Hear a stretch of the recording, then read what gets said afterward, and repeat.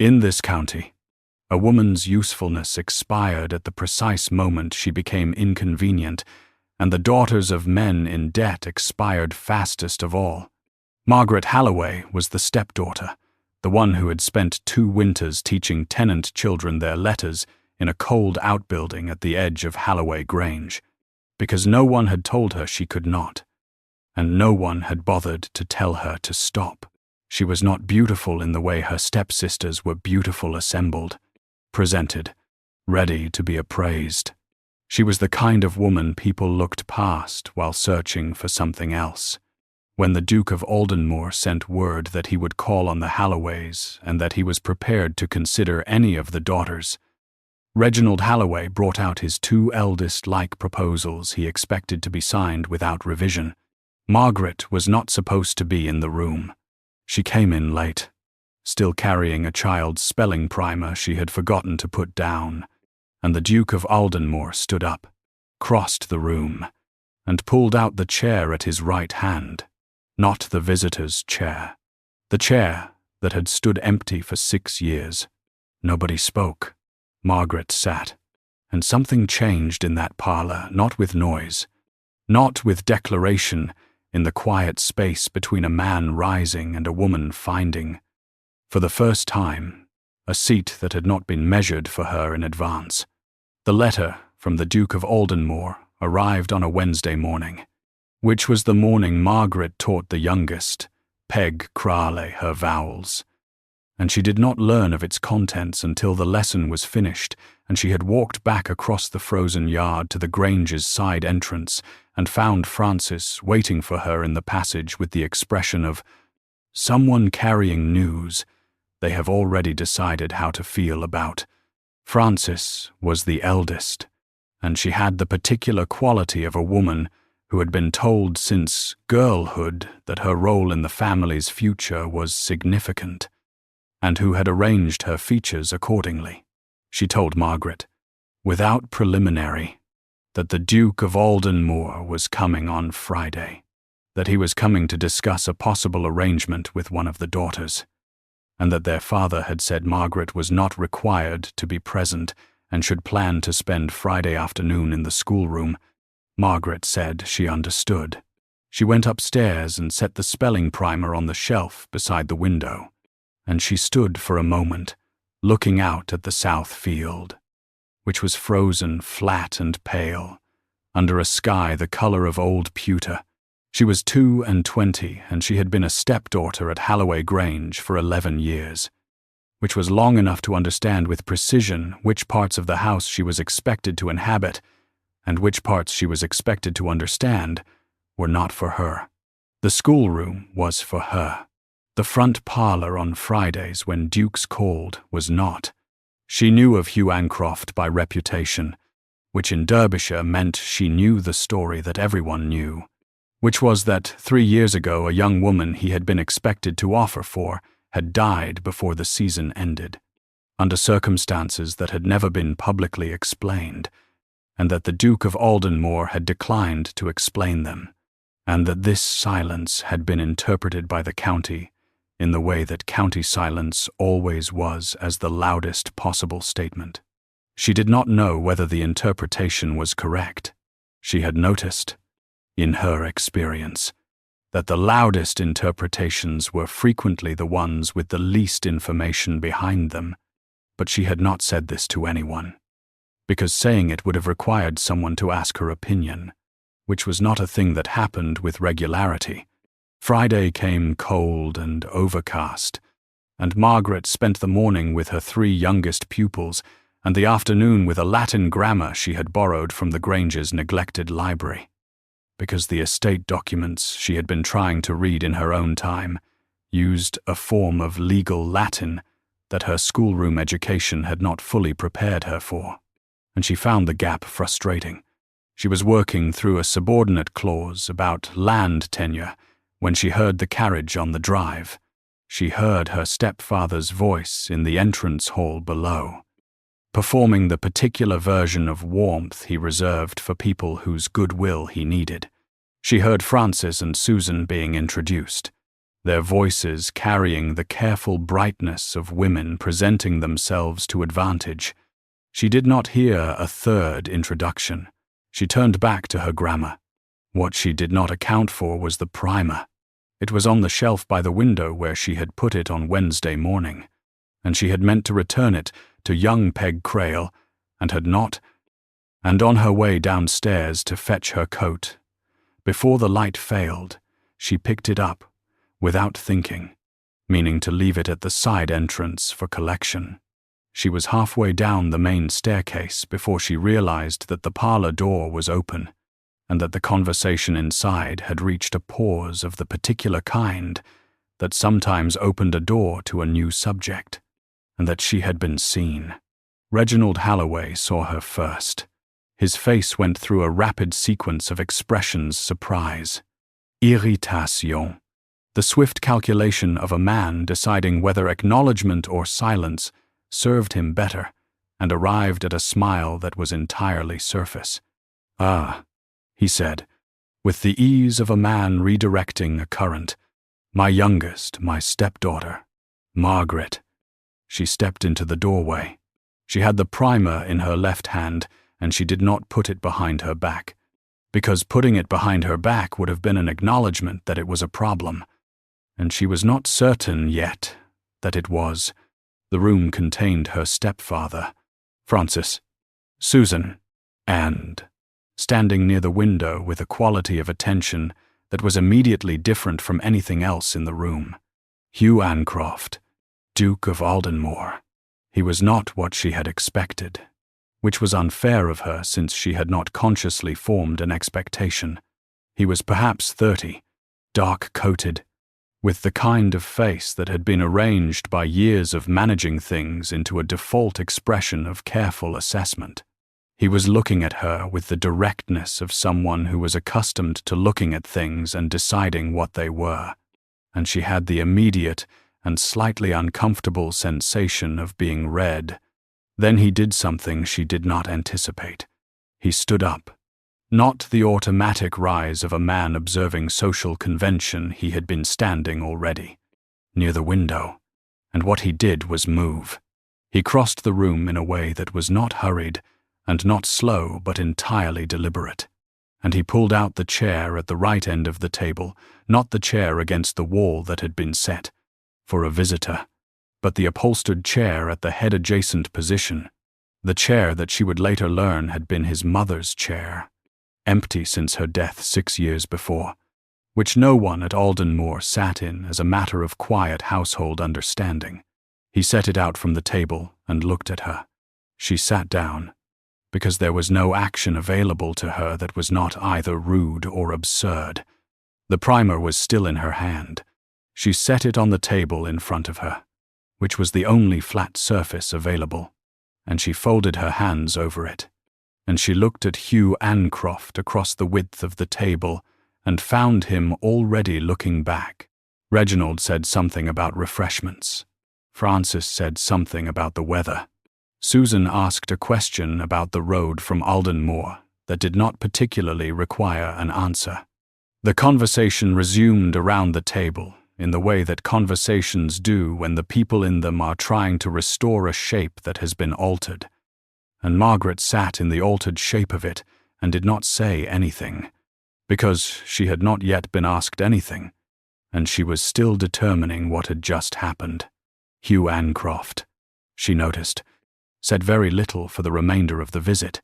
He answered direct questions with direct answers. The road had been poor since November. Yes, he intended to remain in Derbyshire through the spring, and he asked 2 questions of his own, both directed at her father, about the Grange's acreage and the conditions of the tenancy agreements.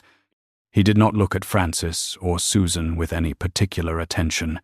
He looked at Margaret twice more, both times briefly, with the same quality of focused assessment that she had felt when she first entered the room. When he rose to leave, he said, not to Reginald, not to the room, but in a direction that was unambiguously toward her father, and unambiguously about her, that he would be pleased to discuss a formal arrangement with the Halloway family at their earliest convenience, and that he hoped Miss Halloway would be available for the subsequent conversation. He used her name with a precision that suggested he had registered it and stored it, which was more than most people managed on a first introduction. He left. The parlor door closed. Reginald turned to look at Margaret with an expression she had not seen on him before. Not anger, not calculation, but the specific look of a man who has lost a variable he was certain he controlled, and has not yet decided what to do about that. Frances left the room without speaking. Susan looked at the primer on the table with an expression that came very close to pity. Margaret picked the primer up. She thought about the chair, the weight of sitting in it, the upholstery that had been faded to the color of dried lavender, the way it had fit, as if it had been made for someone her size, which it probably had been, for someone who was not her, 6 years before she was ever part of this story. She thought about the particular deliberateness with which he had moved toward it. That evening, her stepfather came to her room. He said, in the voice he used when he was managing something he had not managed to prevent, that the Duke of Aldenmoor was a man of unusual disposition, and that what had happened today ought not to be read as a settled intention, and that Margaret should not form attachments to outcomes that had not been confirmed. She said she understood. He said that the family's situation was complicated, and that any arrangement that came of this would involve considerations she might not fully appreciate. She said she understood that too. He left, and she opened her Latin grammar to the page about land tenure, and she read until the candle was too low to read by, and she thought, in the part of her mind that ran quietly underneath the grammar and the candlelight, about a chair that had been empty for 6 years and a man who had crossed a room to move it. She did not know yet why he had done it. She thought probably she would need to find out. The formal arrangement was concluded in a meeting that lasted 40 minutes, and from which Margaret was excluded for the first 35. She sat in the passage outside her stepfather's study, on a chair that was not comfortable, and listened to the low register of men's voices negotiating the terms of her future with the efficient brevity of people who had already decided what they wanted and were working backward to the paperwork. She could not make out words. She could make out tone, Reginald's, which had the smoothness of a man who had prepared his position, and Hugh's, which did not vary. She had noticed this about him at the first meeting. His voice did not change pitch when the subject changed. It was the voice of a man for whom consistency was not an effort, but a settled condition. She was called in for the final 5 minutes. The agreement had been reached. She was told the terms, the settlement figure, the date, the understanding that she would take up residence at Aldenmoor within the fortnight, and asked whether she consented. She said she did. Hugh looked at her when she said it, the same focused look from the parlor, and she looked back, and neither of them said anything further, and the meeting ended. Frances did not speak to her for 3 days, which was Frances's prerogative, and which Margaret did not resent. Susan said, on the morning Margaret's trunk was being brought down, that she hoped Margaret would be happy. In the tone of someone who was not certain happiness was the operative category, but could not think of a more accurate word to offer. Reginald shook her hand at the door with both of his, which was a gesture she did not trust, and said that she should remember the family in whatever position she found herself. And she said that she would, and she meant it, though not in the way he intended. Aldenmoor was 8 miles from Halloway Grange, which was close enough that the landscape was familiar, the same frozen fields, the same pale sky, the same quality of Derbyshire winter light that arrived late and left early, and spent its brief time suggesting, rather than delivering warmth. But the house itself was different from anything she had known. It was large in the way that houses built for permanence were large, not to impress but to last, with stone that had darkened over centuries and windows set deep in their frames, and a silence inside that was not emptiness, but accumulation, the silence of a building that had been inhabited long enough to have its own weight. Hugh was at the door when she arrived, as he had been at the first meeting already there, in the particular way of a man who had arranged to be somewhere without advertising that he had arranged it. He showed her the house himself, which she suspected was not the usual practice, and which he carried out with the same focused brevity he applied to everything, each room identified by its function. Relevant features noted, nothing described that did not require description. The library was the largest room she had ever been in that was primarily books. She stopped in the doorway and looked at it for longer than was strictly polite. He waited without comment. The east bedroom had the better light, as he had told her it would. The housekeeper, a capable woman named Weston, who had the look of someone who had managed Aldenmoor through several varieties of difficulty and expected to manage several more, showed her the household arrangements with the efficiency of someone who had prepared well and did not intend to repeat herself. Margaret asked 2 questions, both practical, and Weston answered them with approval that she did not express in words, but that was legible in her bearing. The rules of the house settled themselves across the first week without being stated. Hugh worked from early morning until mid-afternoon in the estate office, then rode the property until the light failed, then appeared at dinner with the particular quality of a man who had finished the day's work and was willing to tolerate the evening. Dinner was at 7. Conversation was present but not compulsory. He did not ask her questions about herself, which she recognized as a form of consideration. He was not extracting information, but which also meant that the distance between them remained a measurable thing, a gap neither of them was yet moving to close. She found the library on her second evening and returned to it on every evening after. It was organized by subject rather than by date or author, which told her something about whoever had organized it.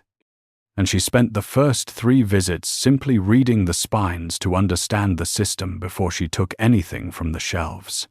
On the 4th evening she came in to find a book on the side table nearest her usual chair, a volume on agricultural drainage that she had not put there and had not asked for.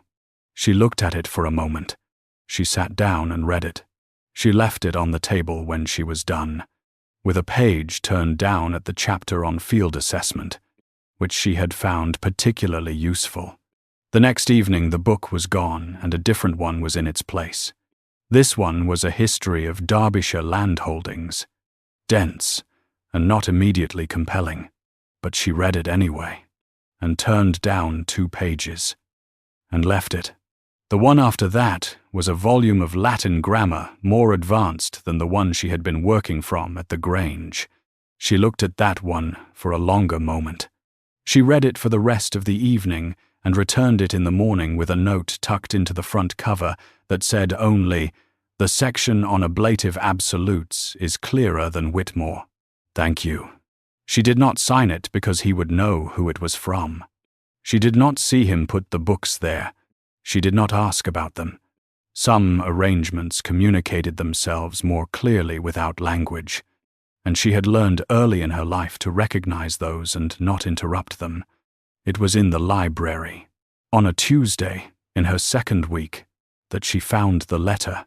She had been working her way through the lower shelves of the archive section not systematically, simply because the progression of the shelving led her there when she found, tucked between 2 bound volumes of estate correspondence from the previous decade, an envelope that had been opened and replaced, but not refiled with any apparent care. It was addressed to Hugh in a solicitor's hand, the firm name from a town in Nottinghamshire. She would not have looked at it further except that it had slipped half out of its envelope, and the first line of the letter inside was visible without unfolding it.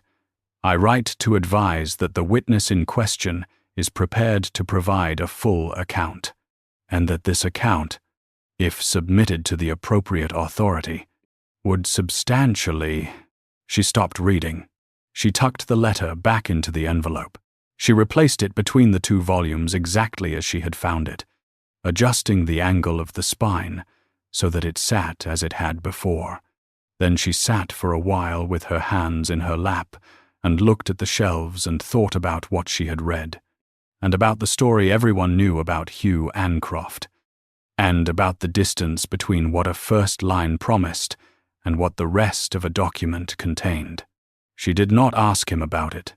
The order of things mattered, and she did not yet understand enough of the order to ask the right question. She went back to the Latin grammar instead, and she worked through the section on conditional clauses, the real condition, the hypothetical, the contrary to fact, and she thought that the grammar of uncertainty was, in many ways, the grammar of most situations she had been required to navigate. The closest they came to direct speech in those first weeks was on a Thursday evening, when he stopped in the library doorway. He stopped there often, she had noticed.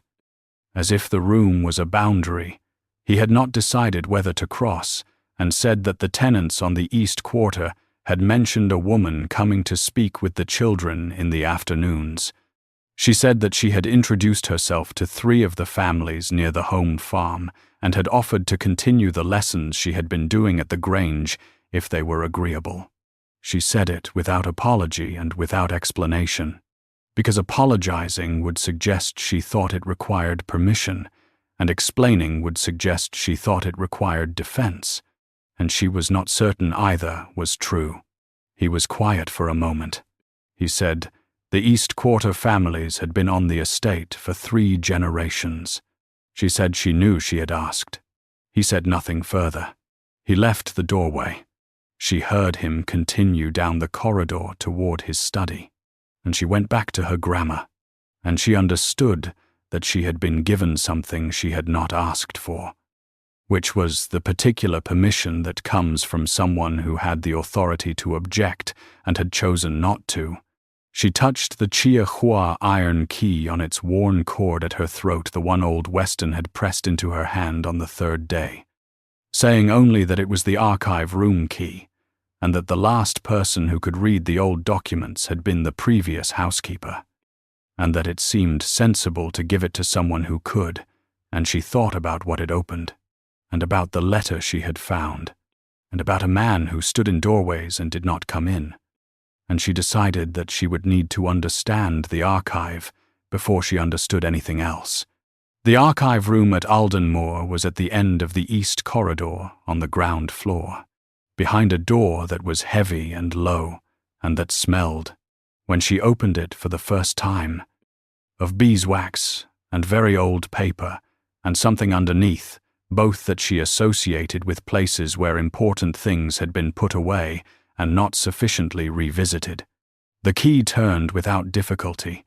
It had been used recently enough that the lock had not stiffened, and she went in with a candle and stood for a moment, letting her eyes adjust to the dimensions of the room, which were larger than the door suggested. The shelves ran floor to ceiling on 3 walls, and the documents on them were organized in a system that was partly chronological and partly categorical, and entirely the product of several different minds working at different times with different priorities, which made the whole a navigable but not intuitive structure. She was looking for the original estate papers, the founding documents, the land grants, the early tenure agreements, not because she expected to find anything in particular, but because understanding a thing from its beginning was the most reliable way to understand it accurately. And she had been feeling, since the conversation about the East Quarter tenants, that there were things about Aldenmoor she did not yet understand accurately. She found the founding documents on the lower shelves of the far wall, bound in leather that had been old when her grandmother was young. Most of them were in English of various antiquity, readable with patience. 3 of them were in Latin, not the Latin of the classical texts she had been working through, but the abbreviated, contracted Latin of ecclesiastical administration, the kind that required familiarity with conventions she was still acquiring. She brought all 3 to the table in the center of the room and set the candle between them and began with the outermost, which was dated in the form she had to read twice to be certain of from the reign of the 5th Henry. She was an hour into the 3rd document when she found the clause. It was in a subordinate conditional, a form she had just learned to pass reliably, and it concerned the conditions under which the land described in the grant could be conveyed, sold, or otherwise transferred to a party outside the original grant's lineage. The condition was straightforward. Once she had worked through the contracted Latin, any conveyance required the assent of the holder of the estate. And also here the phrasing became specific in a way that suggested it had been argued over before it was written, the assent of custos, clavium manerii, which she translated carefully twice before she trusted it, the keeper of the keys of the manor. She looked down at the cord at her throat. She read the clause a 3rd time. Then she read the surrounding text to confirm that the phrase was not a scribal convention or a formula without specific legal meaning. And it was not. It appeared twice more in the document, in both cases in contexts that made it clear the role was understood as a distinct office with a distinct holder, separate from the lord of the manor, historically associated with the management of the household records and the physical custody of the estate's documentary archive. She sat for a long time in the archive room, with the candle burning lower and the document in front of her, and the iron key warm against her collarbone. Then she went to find the appointment document that old Weston had pressed into her hand alongside the key on her 3rd day at Aldenmoor. The piece of paper the old housekeeper had said was the formal record of the keys transfer, which Margaret had tucked into the back of her household folder without reading carefully because she had assumed it was a domestic formality. She found it, and she read it this time with full attention, and she saw that it was not a domestic formality. It was a transfer of custodial office, signed by the previous housekeeper and witnessed by 2 members of the household, and it used because the old housekeeper had been a woman who copied the forms in the archive room, because that was what she had always done. The Latin phrase from the original grant document, custos clavium manerii. Margaret set both documents on the table side by side. She looked at them for some time. She was still looking at them when she heard Edmund Halloway's carriage on the drive. Edmund was her stepbrother in the technical sense, Reginald's son from his first marriage, older than Margaret by 7 years, and not a man she disliked. He was not like his father in the way that some sons are not like their fathers, not through active resistance, but through a kind of constitutional softness that had simply not taken the same shape. He had his father's facility for conversation and his mother's uncertain eyes, and he was at his most uncomfortable when he was being used for something, which he was, she suspected, most of the time. He arrived with a visiting excuse that was thin enough to see through. He was in the neighborhood. He had meant to call. He hoped he was not intruding, and Hugh received him with the courtesy of a man who knew exactly why a visitor had come and had decided to let the visit establish its own inadequacy. They took tea in the drawing room. Hugh said little. Edmund talked about the roads, the weather, the difficulty of travel in February, and then, with the slightly effortful casualness of a man producing the subject he had actually come to produce, about the land on the Aldenmoor western boundary, the disputed Dales parcels that ran between Aldenmoor and Halloway Grange, which had been the subject of a survey dispute for the better part of a year. He said his father was hopeful that a resolution could be reached without recourse to further legal proceedings. He said it in the direction of Hugh, but with the quality of a man performing a speech he had been given, not composing one he believed in. Hugh said he was glad to hear it. He said it with the neutrality of a man who has heard something and filed it without committing to a response.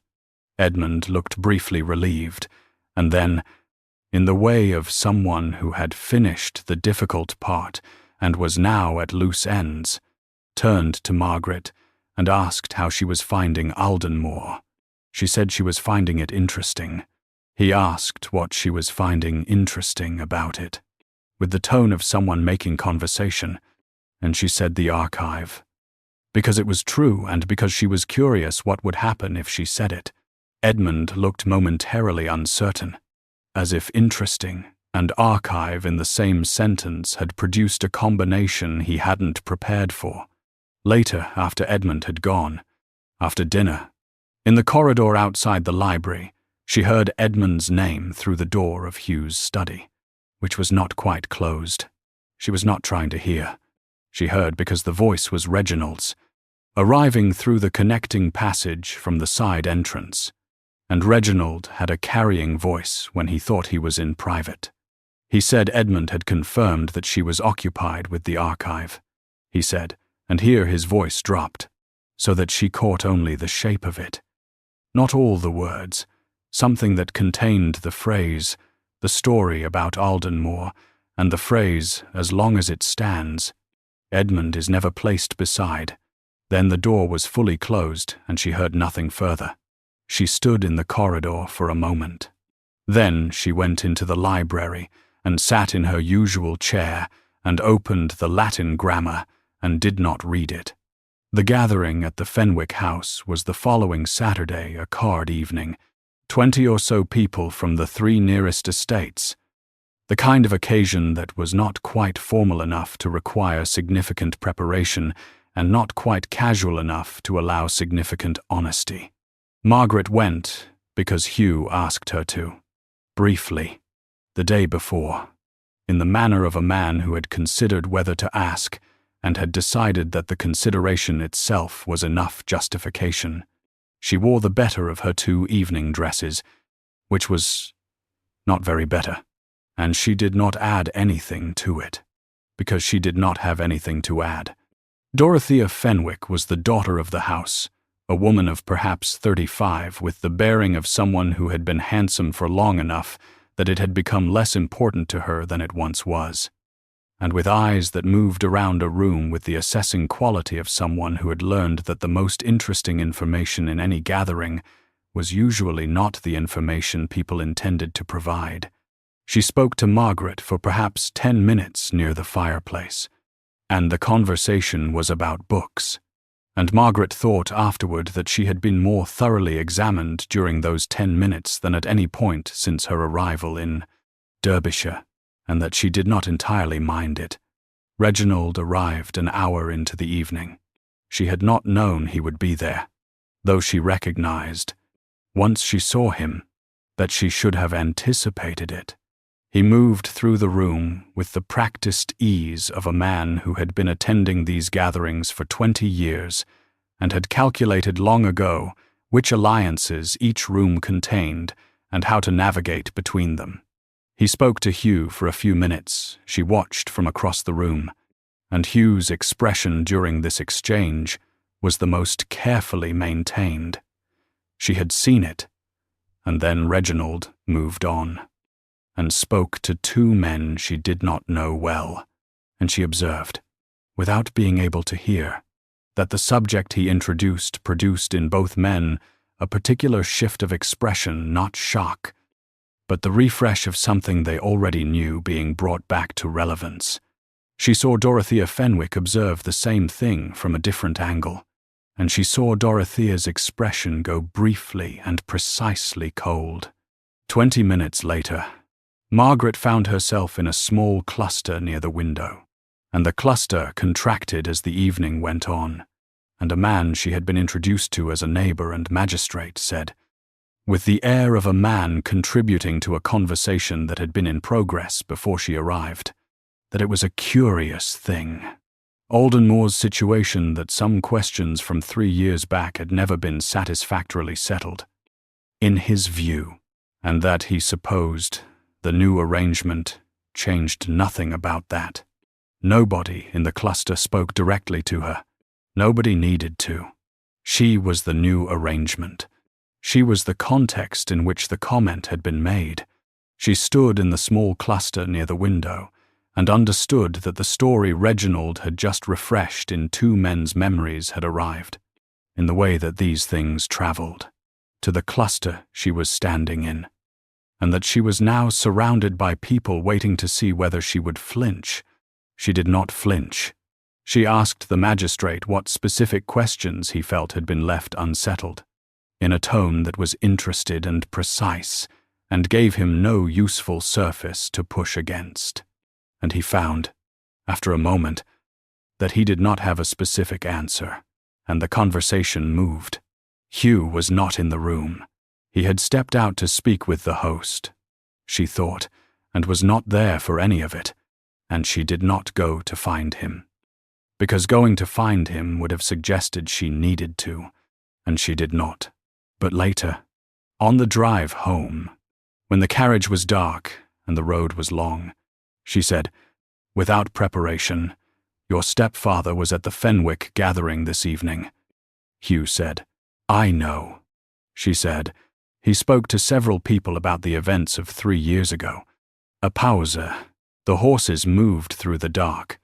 I am aware," he said, "of what he does with that story." She looked at the window. The fields were dark on both sides. "And you allow it." It was not quite an accusation. He was quiet for long enough that she thought he was not going to answer.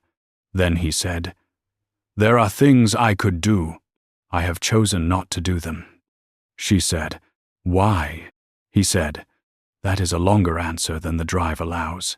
He said it without deflection. It was the precise truth, that the answer was long and the drive was finite, and she let it settle. Because she had learned that the things he deferred were not the things he was avoiding, but the things he intended to address correctly. And address correctly took longer. She looked at the dark fields and thought about a letter in a solicitor's hand, and a witness prepared to give a full account, and a man who had the means to end a story that was following him and had chosen, for 3 years, to let it follow him instead. She did not understand it yet. She thought she was close to understanding it. At the door of the house, before she went in, she stopped and said, "The archive documents, the founding grant." He looked at her in the darkness of the entrance. "I found a clause," she said, "about conveyance. You should read it, if you have not." She went inside. She heard him stand at the door for a moment before he followed. The snow came overnight and was still falling in the morning.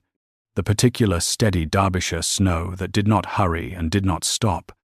And by the time Margaret came downstairs, the grounds of Aldenmoor had been simplified to white and grey, and the bare black lines of the elm row along the south drive. Hugh was already in the archive room. She had not heard him go in. But the door was ajar, and the candles were lit, and when she pushed it open, he was standing at the centre table with the founding grant in front of him and the appointment document beside it, and he had been there long enough that the first candle had burned a third of the way down. He looked up when she came in. He looked at the 2 documents. He looked at her. "You read the Latin yourself," he said. "I have been working at it," she said. "The clause is in the 3rd document. The conditional beginning at the lower third of the 4th page. He had found it already. She could see from the angle of the document that he had been reading that section when she entered. He looked back down at it, and she came to stand at the other side of the table, and they read the same clause from opposite sides of the page, in the silence of the archive room with the snow falling outside and the candle burning between them. The appointment document uses the phrase, she said, "I see that." Old Weston did not know what she was doing, Margaret said. Or she did, and considered it the correct form, and did not think it necessary to explain because she assumed someone else understood the archive.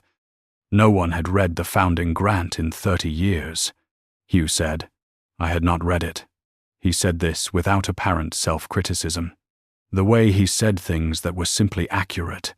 My father did not consider Latin a practical investment of time. A pause. He was wrong about a number of things. She waited. He straightened and looked across the table at her. Reginald has been pressing for a resolution to the Western Boundary Survey since autumn.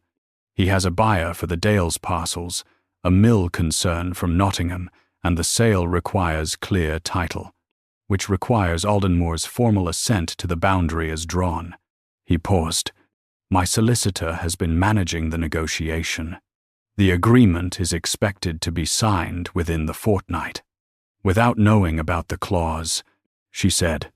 Without knowing about the clause, he agreed. The implications settled between them on the table like a third document.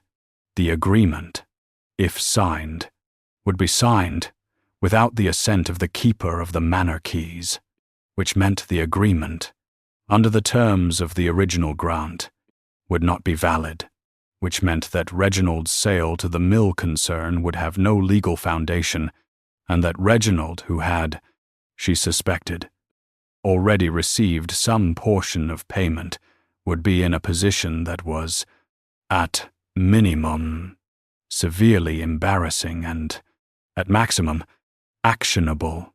He does not know you found it, Hugh said. He knows I have been in the archive. Edmund told him that. She looked at the document. He does not know what I found. Hugh was quiet. Outside, the snow continued its patient work. She had noticed, in the weeks since she had come to Aldenmoor, that his silences had a grammar of their own. Some were the silence of a man filing information.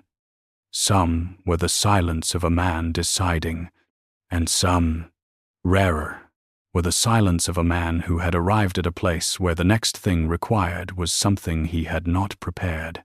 This was the third kind. She said, the letter in the library. He went still in a different way. Not the stillness of assessment, but the stillness of a man who has been waiting for a particular door to open and is not entirely certain he is ready for it. The solicitor's letter, she said, the one about the witness. A long pause. The candle between them guttered once and steadied. You read it, he said. The first line, she said. It had come out of the envelope. I replaced it. She held his gaze. I did not ask because I did not know enough yet to ask correctly. He turned away from the table. One step, toward the shelved wall, and he stood there with his back to her for a moment. And she waited in the way she had learned to wait with him, without filling the space, without pressure. The way you wait when you understand that what is coming needs to arrive at its own pace. When he turned back, his expression was the most unguarded she had seen it, which was not very unguarded, but was enough to read.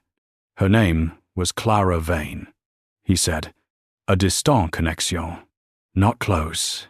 He said it with the care of a man who has rehearsed the facts so many times they have become almost separate from the feeling attached to them. She died in the spring of 1812.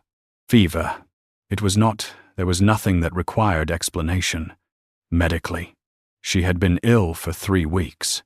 I had seen her twice that season. At public gatherings, we had been spoken of, in the way that people are spoken of when families have decided something and not yet informed the parties.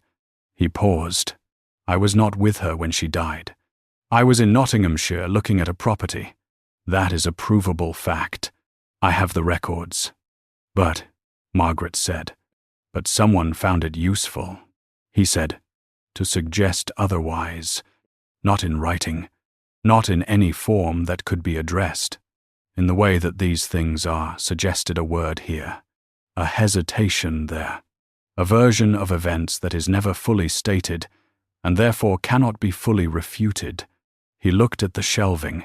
I was told, afterward, that the story had originated with someone at the Halloway Grange gathering that spring. I did not pursue it. I thought—" He stopped. "You thought the truth was sufficient," she said. He looked at her. "I thought engaging with it was beneath both of us. I thought silence was the appropriate response to something that had no basis. A pause. I was wrong about that. Silence, in this county, is not neutral. Silence is confirmation." She thought about standing in the cluster near the Fenwick window. 3 years of accumulated silence pressing from all sides, and about how long a story could live when no one contradicted it. "The witness," she said, "in the letter. A woman who had been in the household at the time," he said. She had heard the original conversation, the one in which the version of events was first constructed. She was prepared to provide a full written account. He was quiet. "My solicitor recommended I pursue it. I declined." She waited. "If I used her account," he said, "I acknowledged that the story had reached a point where I needed to refute it. I acknowledged that I required a defense." He looked at the candle. "I had decided, I told myself I had decided. On principle that a man who had done nothing should not be required to prove he had done nothing." A long pause. "It was not principle. It was pride. I understand the difference now. I did not. Then." The room was very quiet. The snow outside had a sound. Faintly, at the edges of the window casements, a soft, continuous sound like something being gently buried.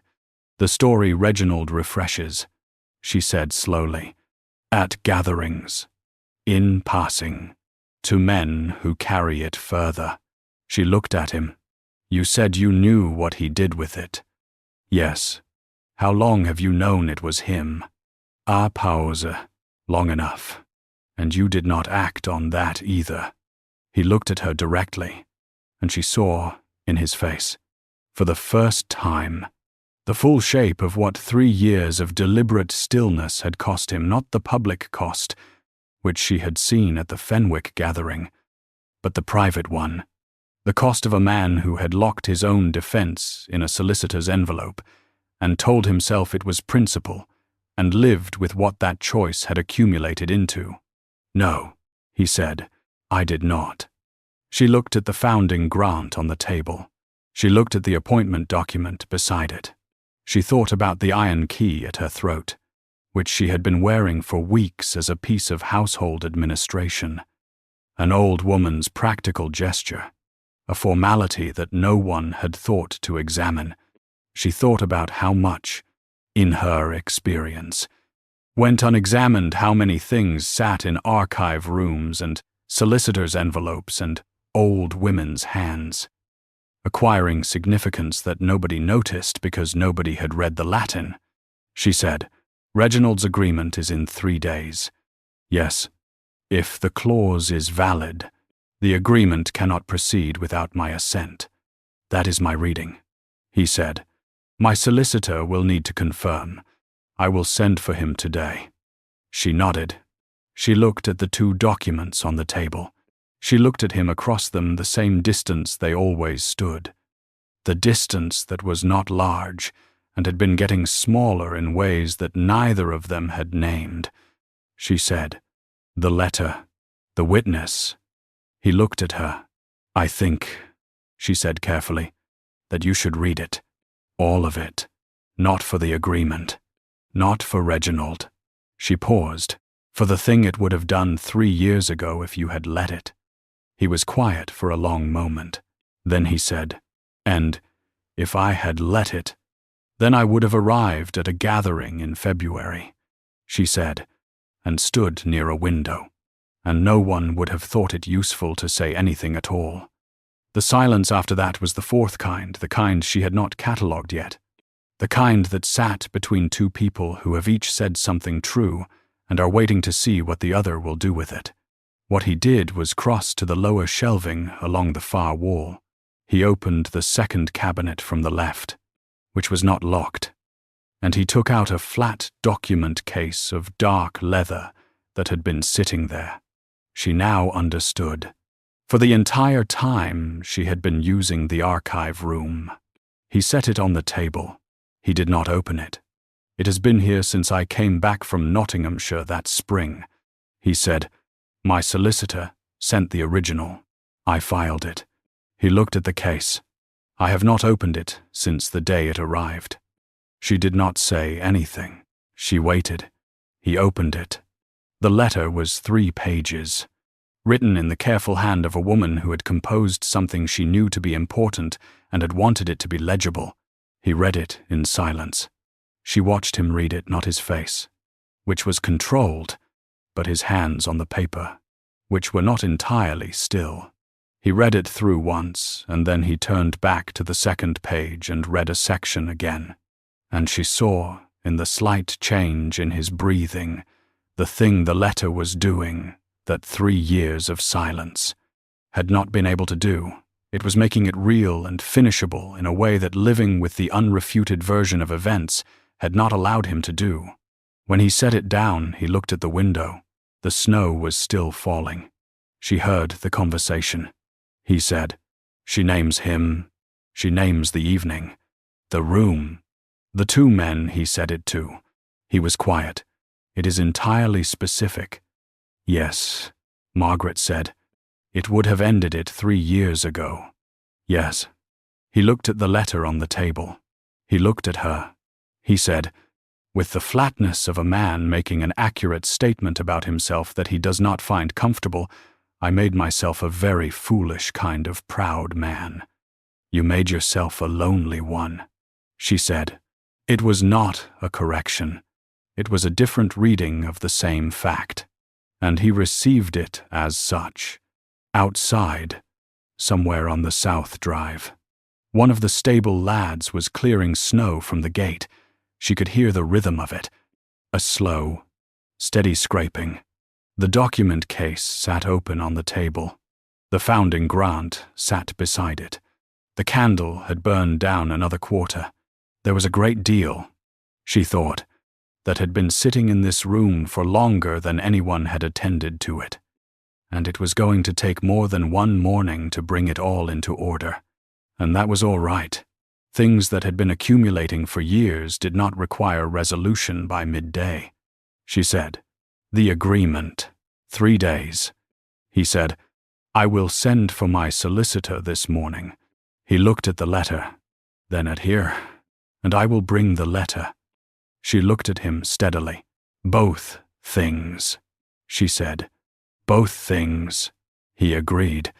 She left him in the archive room with the candle and the snow outside and the letter open on the table, and she went to the schoolroom to prepare the morning's lesson, because the Crawley children were expected at 9 regardless of weather, and because some things did not wait on the resolution of other things but ran alongside them, which was, she had found, usually how it went. The meeting was held in the front room of Magistrate Thurlow's office in Ashwick, the same room, the same smell of old coal smoke, the same quality of light coming through windows that had not been cleaned since autumn. Reginald arrived first, which was his habit, he believed, in occupying a room before the argument began, in the way that a man who has spent years managing situations through position rather than substance comes to rely on spatial advantage.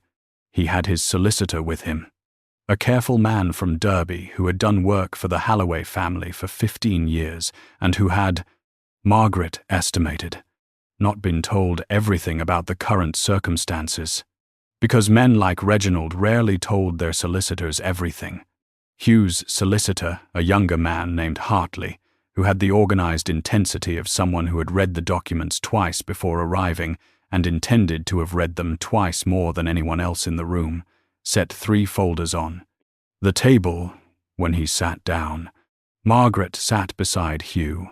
Across from them, Reginald arranged his expression into the pleasant reasonableness of a man who had come to reach an understanding.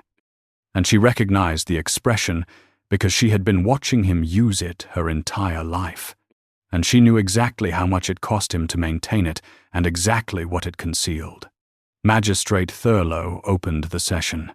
The matter at hand, he said, was the proposed conveyance of the western boundary parcels, the terms of which had been negotiated over the preceding months, and which required only the formal execution of the agreement. He asked whether there were any preliminary matters. Hartley said there was one matter of some significance. He produced the founding grant document, the original, in its leather binding, and the appointment document, and he placed them before the magistrate with the efficiency of a man who had arranged his materials for maximum clarity. He explained, in the precise language of someone who had spent the previous day confirming his reading with 2 additional sources, that the original grant document contained a conveyance clause requiring the assent of the keeper of the manor keys, that the office was a recognized estate position documented in the grant, and that the current holder of the office was, he indicated Margaret with a professional nod, Miss Halloway, by virtue of a formal transfer of custodial appointment executed 6 weeks prior and witnessed by 2 members of the Aldenmoor household. Reginald's solicitor asked to examine the documents. They were passed across. He read them with the care of a man who was hoping, as he read, to find a flaw in what he was reading, and who was not finding one, Reginald said, with the pleasantness still in place, but thinning at the edges, that he was not aware of any such clause having been considered in the negotiations. Hartley said that the clause predated the negotiations by several centuries and did not require prior awareness to be operative. Reginald's solicitor said that the validity of a clause of such antiquity was a matter for legal determination and that he would need time to consult. Magistrate Thurlow said that was a reasonable position and asked whether Miss Halloway would be providing her assent to the conveyance as proposed. Margaret said she would not. The pleasantness left Reginald's face. What remained was older and less managed the face of a man who has arranged a great deal over a long time and is watching the arrangement come apart at a joint he did not know existed, he said, with a control that she gave him credit for, that he did not understand on what grounds she would withhold assent to an arrangement that had been properly negotiated, and that was in the interest of both estates.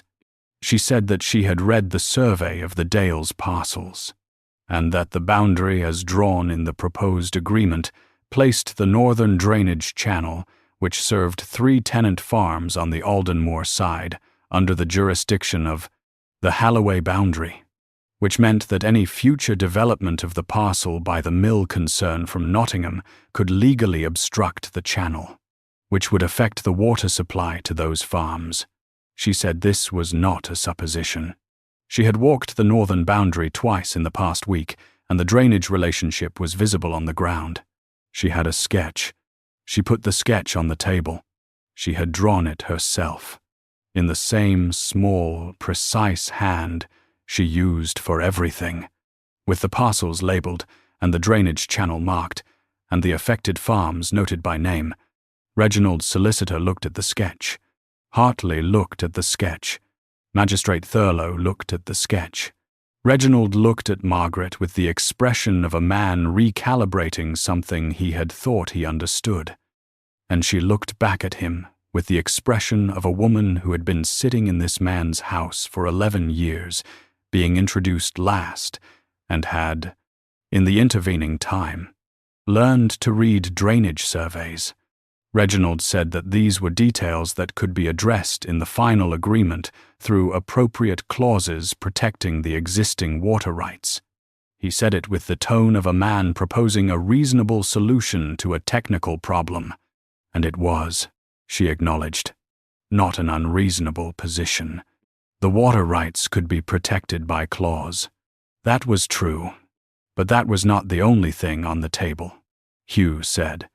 Before we proceed to the question of the agreement's terms, there is another matter I wish to place before the assembled company. Reginald went still. Hugh reached into the document case he had brought and produced the letter, the 3 pages. The careful hand, the specific names and rooms and dates. He said that the letter was a written account provided by a witness to a conversation that had taken place in the spring of 1812, in which certain representations had been made regarding the circumstances of the death of Miss Clara Vane, representations which the author of the letter had been present to hear, originate, and which she identified as deliberate misrepresentations made by a named individual to 2 named recipients, with apparent intent to damage the reputation of the Duke of Aldenmoor. He said the name of the individual was Reginald Halloway. He read the letter. All of it. He read it in the voice he used for things that were settled, steady, without inflection, without the performance of emotion. Because the document had its own weight and did not require additional force, he read the name, he read the room, he read the date, he read the precise words that had been said, and the context in which they had been said, and the reason the witness understood them to have been said, which the witness had taken the trouble to explain in the 3rd page, in language that was not a lawyer's language but a woman's, clear and direct, and entirely without ambiguity. When he finished reading, he set the letter on the table. The room was quiet, Reginald said, and to his credit, or to the credit of his long practice at managing situations. His voice did not break, that the letter was the account of a servant, written years after the fact, and that its provenance and reliability were matters that would require examination. He said this to Magistrate Thurlow, not to Hugh, which was the correct instinct. He said he did not deny knowing Miss Vane's household, but that the interpretation placed on any conversation was a matter of perspective, and that perspective, after 3 years, was an unreliable guide to intent. Magistrate Thurlow said that he understood the point. He also said that the letter would be entered into the formal record of the day's proceedings, and that its contents would be a matter for the appropriate authority to examine in due course, and that in the meantime he had some questions of his own regarding the survey discrepancy that Miss Halloway had identified, and whether the mill concern from Nottingham had been informed of the boundary dispute prior to concluding their preliminary arrangement with the Halloway estate. Reginald's solicitor asked for a recess. In the corridor, Reginald found her. She had expected it, and she had chosen her position near the window. Enough space on all sides. The same calculation she had made at the Fenwick gathering. He was not pleasant, and he was not loud. He was simply tired, in the way of a man who has been managing a complex structure for a long time and has just watched a significant piece of it fail. He said, "You have made an enemy of me." She said, "I have presented documents and a drainage sketch." He said, "You know what I mean." She looked at him. She thought about 11 years of being introduced last, and the schoolroom at the edge of the Grange's yard, and 3 children learning their vowels in a cold outbuilding because no one had told her she could not, and no one had bothered to tell her to stop. She said, "I know exactly what you mean. I have known what you meant for 11 years. The difference is that I am no longer in a position where knowing and doing something about it are separate options." He looked at her for a long moment. She thought he was going to say something further, some final version of the management he had been trying to apply to her since the afternoon in the Halloway Grange parlour when a duke had crossed a room and pulled out a chair. He did not. He turned and walked back toward the meeting room, and the line of his back had the quality of a man who has made a decision about the next phase of a problem. And she let him go, because the next phase was a matter for magistrates and solicitors, and she had placed what she had to place. When they reconvened, Magistrate Thurlow said that, in light of the issues raised the conveyance clause, the boundary survey, and the witness account, he was suspending the agreement pending further examination of all 3 matters. He said this would take some weeks, He said the letter would be referred to the appropriate authority, and that he would be writing to the mill concern in Nottingham himself. Reginald's solicitor accepted this without objection, which told her that Reginald had, in the recess, received advice about the costs of further resistance and had taken it. Reginald himself said nothing. He left before the formal close of the session. On the drive home, Hugh did not speak for the first several miles. She did not speak either. The snow from 2 days before had been cleared from the main road, but lay thick in the fields on either side. Very white in the late afternoon light, the kind of white that made everything else in the landscape look like detail. She thought about the letter being read aloud, and about his hands on the paper, and about 3 years of a story that had lived because silence had not contradicted it, and about what it cost a man to pick up the thing he had put down and use it. He said, eventually, the sketch. She said, I walked the boundary twice, in the snow. The first time was before the snow. He was quiet for a moment. You did not tell me you were going to present it today. I did not know until this morning that I was going to present it today. She said, I was going to raise it with your solicitor.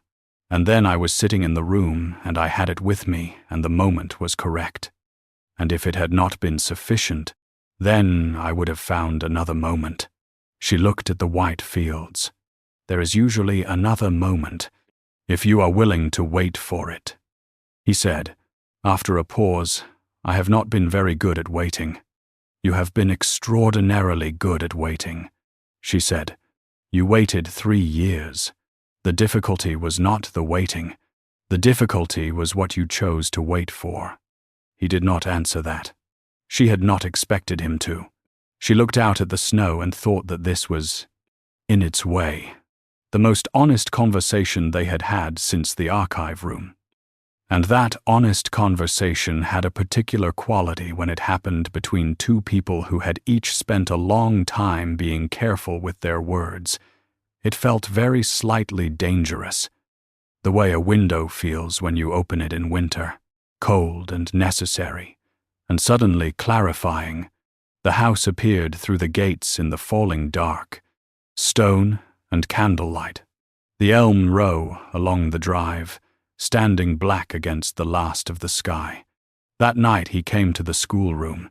She had not expected the schoolroom. She had half expected the library, which was where they had established the habit of being in the same room at the same time, and she had sat in the library until 9, and then gone to the schoolroom because she wanted to arrange the morning's materials, and because she needed somewhere to sit that was not the library, where she was waiting for something she was not certain she should be waiting for. He stood in the doorway for a moment. She heard him before she saw him, the familiar pause of a man who stops at thresholds, and then he came in. He looked at the room, the small desks, the slates lined up along the windowsill, the primers stacked at the end of the teaching table. He looked at her. She set down the sheet of letterwork she had been preparing and looked back. He said, I owe you a clearer account of myself than I have given you. She said, you have given me a fair account. I have given you the account of a man who had decided, before you arrived, that the terms of this arrangement precluded any account at all.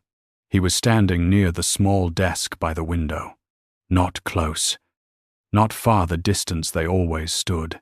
That was not a principled position. It was a convenient one. She waited. I confirmed your appointment. He said, the custodial office.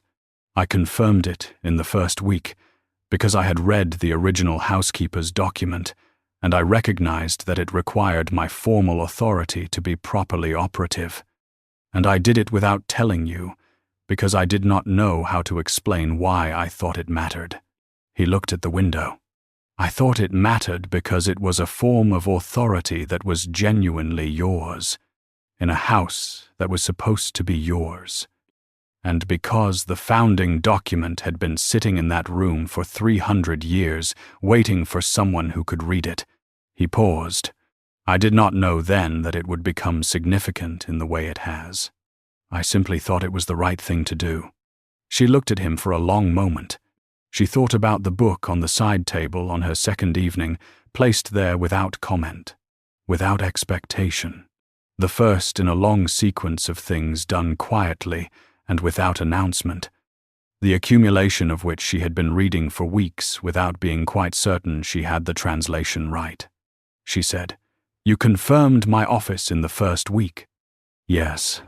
"And signed the document?" "Yes." "And filed it where Hartley would find it if he needed it?" "Yes." She looked at the slates along the windowsill. She said, "That is the most organized declaration of intent I have ever encountered." He looked at her, and she saw in his face the thing that had been almost reaching it for weeks, not quite a smile, not quite, but the territory adjacent to one. The expression of a man who has just been accurately read and finds, to some surprise, that he does not mind it. He said, "I am better at documents." She said, "I know. You will have to work on the other kind." "I have been practicing." He reached into his coat and set something on the teaching table between them, a single sheet of paper, folded once. Not a document case, not a formal heading, just paper, folded, placed. She opened it, his handwriting the same hand she had seen in the estate annotations, practical and without ornamentation. It said, "I have been watching you read this house for 6 weeks. You have understood more of it than I have in 30 years. I do not know how to say what that means except that I think Aldenmoor has been waiting for someone to read it correctly. And I think so have I. I am aware this is not adequate. I am working on adequate. H.A. She read it twice. Then she folded it and set it on the table and looked at him. "It is more adequate than you think. That is a low standard. It is an honest one, which is rarer." He looked at her across the teaching table. The small space between them that had been shrinking for 6 weeks without either of them naming it, and she looked back, and neither of them said anything further for a moment, because the moment did not require it. Outside, an owl crossed the dark somewhere above the elm row. A single soft sound, and then silence. She reached up and unlooped the cord from around her neck. She set the iron key on the table between them heavy, old, the metal worn smooth at the bow from years of hands. He looked down at it. He reached out and picked it up, and she watched him feel the weight of it, the worn smoothness of the bow, the particular solidity of a thing that had been carried close and kept. He said, "This opens the archive. It opens the archive. It opens the schoolroom. It opens the still room and the upper linen room and a door in the east corridor that I have not yet identified." She paused.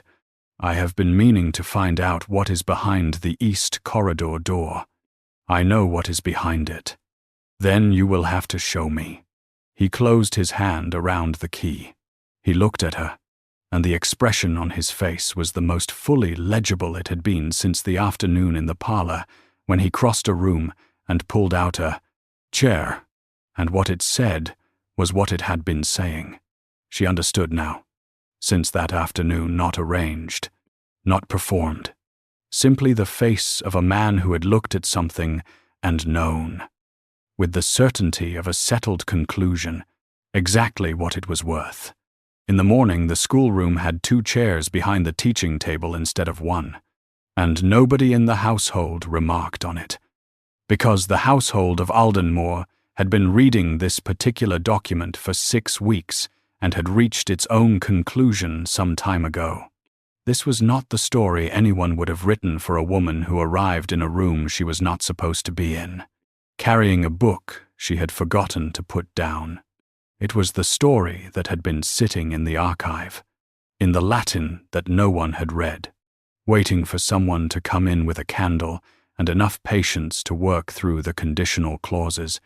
You just spent an hour with a woman who taught herself legal Latin from a borrowed grammar. walked a property boundary twice in February snow, and ended up being the only person in Derbyshire who understood what a 300-year-old clause actually meant, and a man who had the evidence to clear his name for 3 years and chose pride over his own reputation, until someone came along and made him understand the difference between dignity and stubbornness. That is not a small distinction. Some of us are still working on it. If this is your kind of story, slow, earned, settled through documents and drainage surveys, rather than dramatic confrontations, you know what to do like this. Share it with someone who deserves a longer story. Subscribe so you do not miss the next one, and ring the bell if you want us in your feed without depending on the algorithm to remember you exist. Here is the question we are leaving in the comments. Hugh kept that witness letter for 3 years and never used it, not because he could not, but because he decided using it meant admitting he needed people to believe him. Was he protecting his dignity, or was he simply letting innocent people around him pay the cost of his pride? And does it matter that he eventually read it aloud, or did he wait too long? Tell us where you land. We will see you next time.